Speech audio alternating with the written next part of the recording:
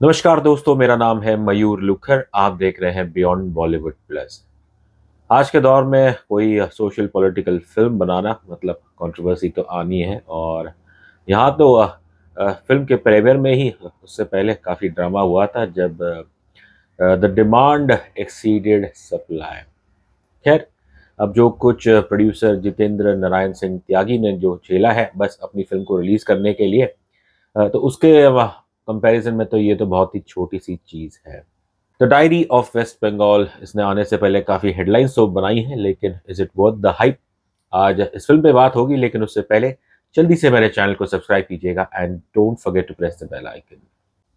Chaos preceded the release of this film, और इसकी जो स्क्रिप्ट है, नैरेटिव है, उसके अंदर भी आपको भरपूर केओस ही मिलेगा। जहाँ ये कहानी शुरू होती है with empathy for persecuted Hindus in Bangladesh, लेकिन the moment the action shifts to Sundarbans, जो कि बेसिकली भारत और बांग्लादेश के बॉर्डर बॉर्डर पे है। और फिर इस कहानी के अंदर कुछ और लेयर्स ऐड हो जाते हैं।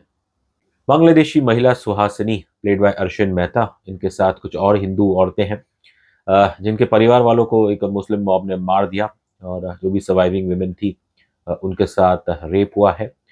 इन्हें बंदी बना के रख दिया गया है, लेकिन फिर एक मुस्लिम इंसान इनके लिए फरिश्ता बन के आता है और वो उन्हें यहाँ से छुड़ाता है, और फिर he is trying to migrate them, illegally migrate them to India. जहाँ इन औरतों को लगता है कि एक कैद से निकलने के बाद अब शायद द वर्स्ट हैज पास्ट, लेकिन दुर्भाग्य से फिर सुंदरबंस में जो होता है बस उसमें से बहुत ही कम लोग सर्वाइव करते हैं।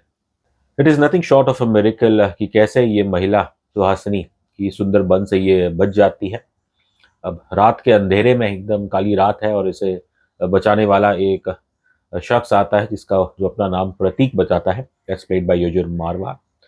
और खैर, पहले तो आप ये सोचते हैं कि जहाँ एक तरफ इस जंगलों में सब बुरे लोग थे, और फिर कैसे भागते भागते इसे ये एक फरिश्ता जैसा इंसान मिल गया। खैर, प्रतीक उनसे कहता है कि वो एक राइटर, फोटोग्राफर, पब्लिशर है। और हालांकि आप सोचते हैं कि इतनी काली रात जंगल में ये क्या काम कर रहा था, but this man assures Suhasini कि वो उन्हें कोई हार्म नहीं करेगा। फिर वो उन्हें अपने साथ ले आता है बंगाल में, अपने घर, जो कि मुर्शिदाबाद इलाके में पड़ता है।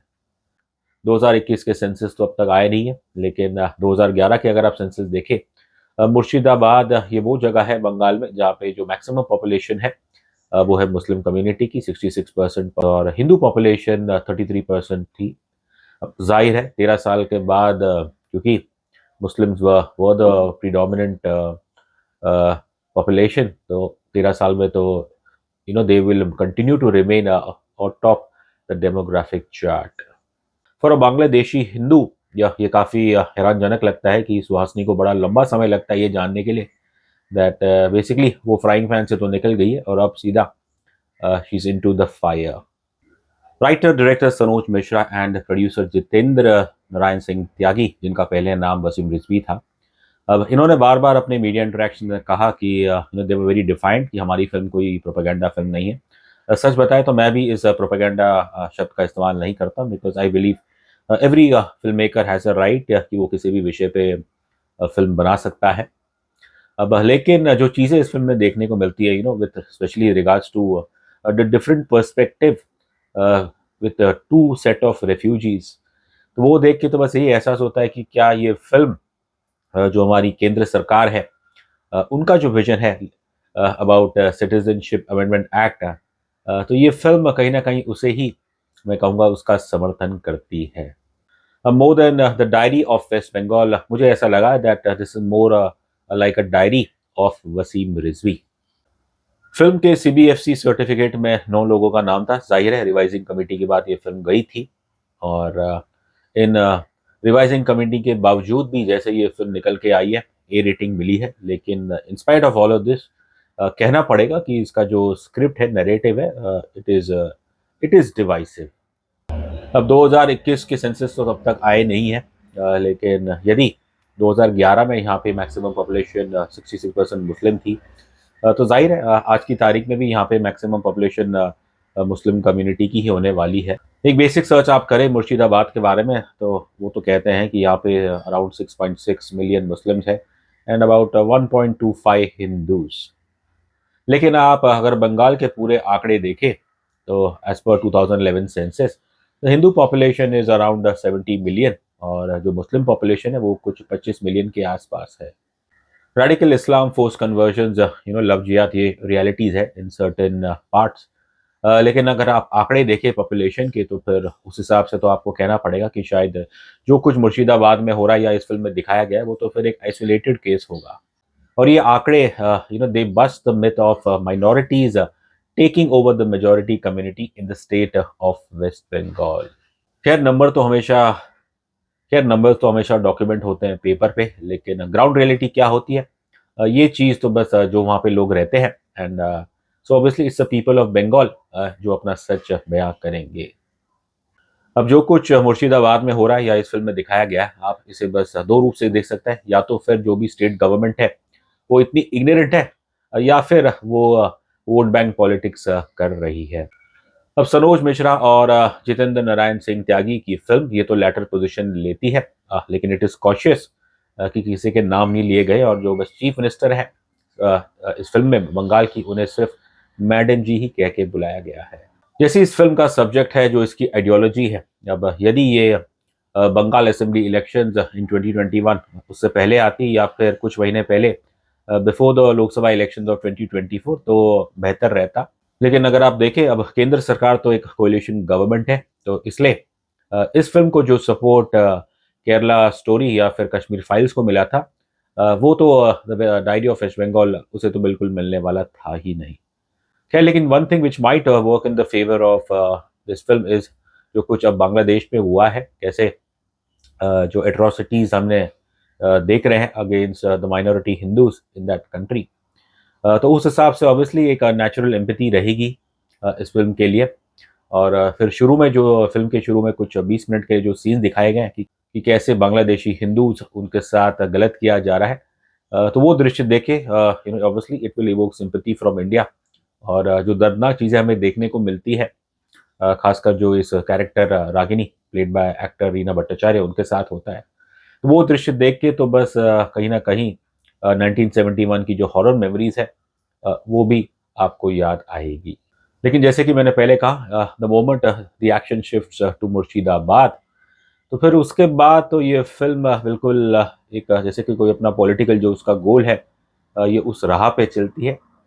इसका नरेटिव कुछ इस तरह तब्दील हो जाता है कि जैसे कि बस कोई रिलीजियस डिबेट किया जा रहा है और ये जो चीज़ होती है योर्स वर्सेस माइन एक वन अपमेंटशिप, ये मुझे पसंद नहीं है। और फिल्म कोई माध्यम नहीं है कि आप किसी धर्म का प्रचार करें कि एक धर्म दूसरे धर्म से बेहतर बेहतर क्यों है। फिल्म वो माध्यम नहीं होना चाहिए।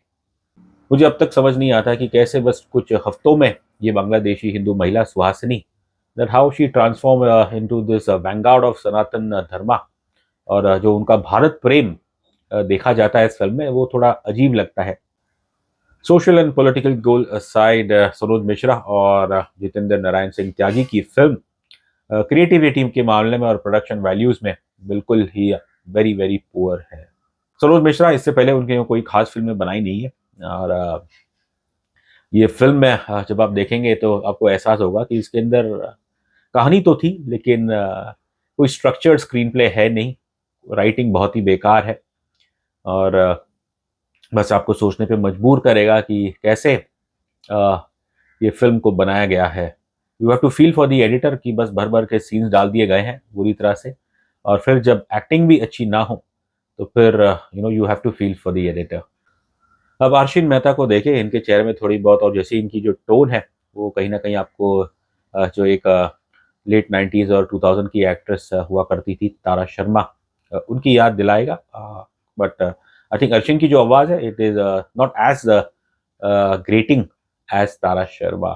जो दर्द ये सहती हैं, इमोशनल ट्रॉमा ये सहती है, जाहिर है फिर वो उनके अंदर एक शक्ति भी जागृत करती है सुहासिनी में।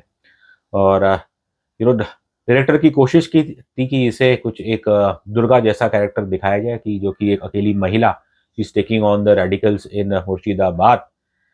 लेकिन जो इस कैरेक्टर को निभाने के लिए जो एक कन्विक्शन चाहिए थी वो दुर्भाग्य से हमें अर्शिद में नहीं दिखी है। शी इज़ डेफिनेटली उनका एक स्क्रीन प्रेजेंस है, लेकिन एक्टिंग के मामले में उन्हें अभी बहुत ही लंबा सफ़र करना है। फिर भी मैं ये कहूँगा कि she is still better than her male co-star Yajur Marwah, जो कि कृष्णा अभिषेक ये उनके नेफ्यू है।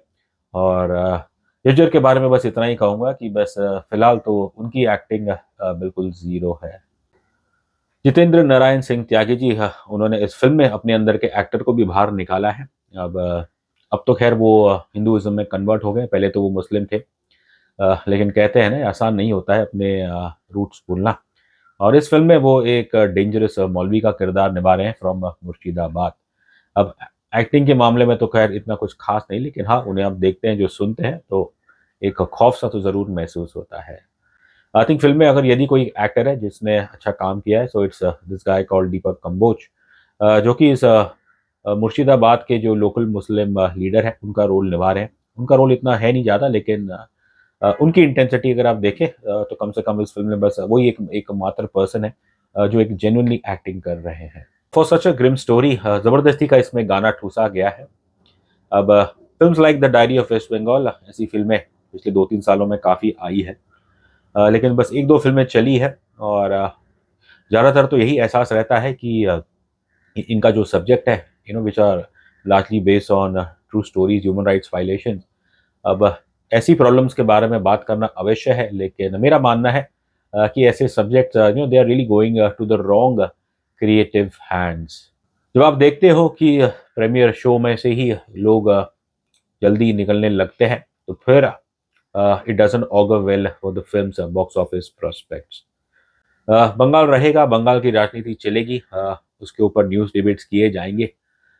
लेकिन मेरा ऐसा मानना है कि the possibility of many cinephiles going to theaters to open this Diary of West Bengal, वो बिल्कुल इट्स वेरी वेरी ब्लीक। रही बात रेटिंग की, तो मैं देता हूँ the diary of West Bengal को 5 में से 1 स्टार।